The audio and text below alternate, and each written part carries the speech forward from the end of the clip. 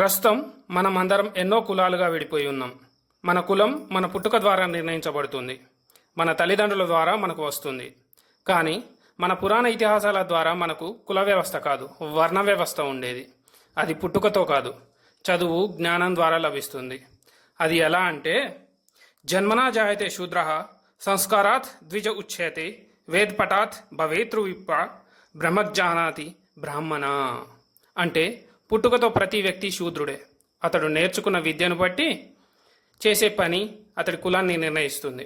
వేదం నేర్చుకున్నవాడు విప్రుడవుతాడు, బ్రహ్మజ్ఞానం పొందినవాడు బ్రాహ్మణుడు. ఎలా అంటే, బ్రాహ్మణ తల్లిదండ్రులకు పుట్టినటువంటి అశ్వత్థాముడు క్షాత్రం నేర్చుకొని క్షత్రుడయ్యాడు. బోయవాడిగా పుట్టిన వాల్మీకి మహర్షి అయ్యాడు. కప్పగా పుట్టి మాండూక మహర్షి అయ్యాను. ఇది సనాతన ధర్మం యొక్క గొప్పతనం.